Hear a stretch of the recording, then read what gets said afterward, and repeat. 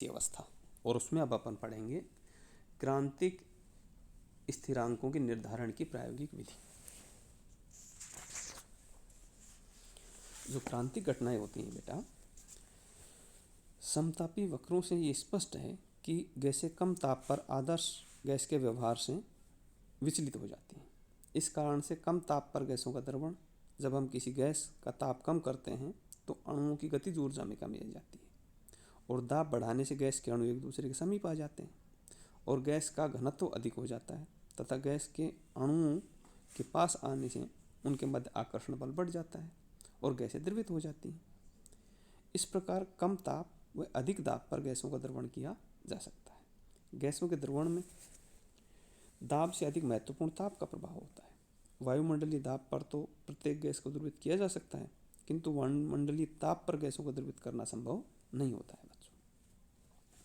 प्रत्येक गैस के लिए ताप की एक अधिकतम सीमा होती है, जिससे अधिक ताप पर किसी गैस का दाब चाहे कितना ही बढ़ाया जाए उसका द्रवण नहीं हो सकता। गैस के ताप के इस मान को क्रांतिक ताप कहते हैं और इसे Tc द्वारा व्यक्त करते हैं। इस प्रकार क्रांतिक ताप पर किसी गैस का वह निम्नतम दाब जिस पर गैस द्रवित हो उसके क्रांतिक दाब कहलाता है। इसे Pc द्वारा व्यक्त करते हैं। किसी गैस के क्रांतिक ताप व क्रांतिक दाब पर उस गैस के एक मोल का आयतन क्रांतिक आयतन कहलाता है और इसे Vc द्वारा व्यक्त किया जाता है। इस प्रकार से तीनों Pc, Vc, Tc गैसों के क्रांतिक स्थिरांक कहलाते हैं। क्रांतिक ताप, क्रांतिक दाब पर जब किसी गैस को द्रवण होता है तो गैस के मध्य की सीमा रेखा समाप्त हो जाती है और यह कहना कठिन हो जाता है कि गैस अवस्था कहाँ समाप्त हो जाती है और द्रव अवस्था कहाँ से प्रारंभ हो रही है। इस अवस्था को हम क्रांतिक अवस्था कहते हैं। इस घटना को हम क्रांतिक घटना कहते हैं।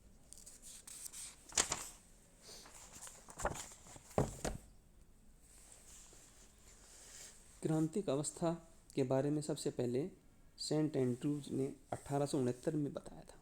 उन्होंने विभिन्न तापमानों पर कार्बन डाइऑक्साइड की एक निश्चित मात्रा पर दाब के प्रभाव का अध्ययन किया।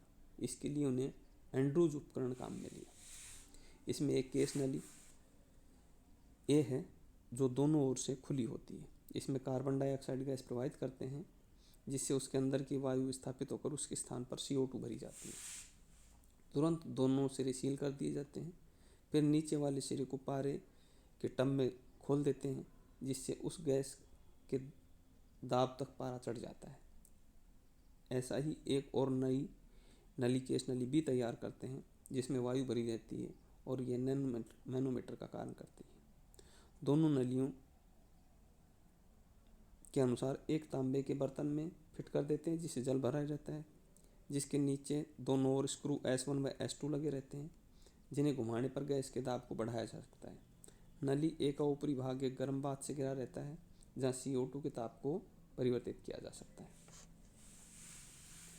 प्रयोगशाला में द्रव पदार्थों के क्रांतिक स्थिरांकों का निर्धारण कान्यार्ड डी लातूर के उपकरण द्वारा किया जा सकता है। यह प्रयोग इस सिद्धांत पर आधारित है कि जब गैस द्रवीकरण की अवस्था में होती है तो उस समय उसकी वाष्प व द्रव का घनत्व समान होता है। इसलिए गैस द्रवावस्था परस्पर इतनी अधिक मिल जाती है कि उन्हें अलग अलग पहचानना संभव नहीं होता है।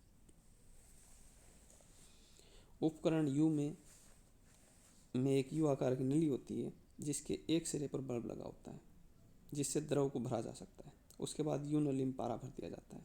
पारे के ऊपर वायु होती है। इसके सिरे को सील करके बंद कर दिया जाता है। नली का ये सिरा मैनोमीटर का कार्य करता है। नली के बल्ब वाले सिरे को ताप स्थायी अथवा थर्मोस्टेट में रखा जाता है जिसमें गर्म द्रव प्रवाहित होता रहता है। उच्च ताप पाकर बल्ब का द्रव गर्म होकर वाष्प में परिवर्तित हो जाता है और एक ऐसी अवस्था आ जाती है जब बल्ब में उपस्थित द्रव तथा वाष्प की अलग अलग पहचान करना कठिन हो जाता है। यही ताप क्रांतिक ताप कहलाता है। इसे थर्मामीटर द्वारा नोट किया जाता है। इसी प्रकार मैनोमीटर में क्रांतिक दाब Pc नोट कर लेते हैं। अब गैस को ठंडा करते हैं तथा धुंध के साथ द्रव व गैस दो अलग अलग पृथक होने लगते हैं। उस समय भी ताप व दाब नोट कर लेते हैं।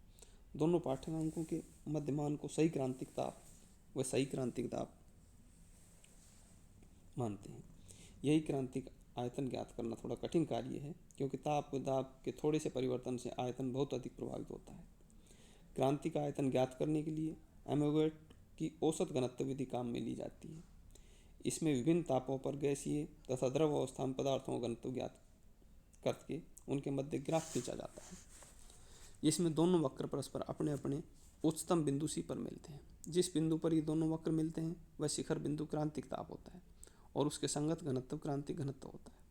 किंतु वक्र का शिखर तीक्ष्ण शार्प नहीं होता वरन चपटा होता है, अतः बिंदु सी की सही स्थिति का पता लगाना थोड़ा कठिन कार्य हो जाता है।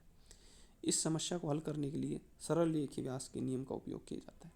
इस नियम के अनुसार यदि वाष्प द्रवावस्था के घनत्वों के ताप के विरुद्ध आलेखित किया जाए तो एक सरल रेखा प्राप्त होती है। ये रेखा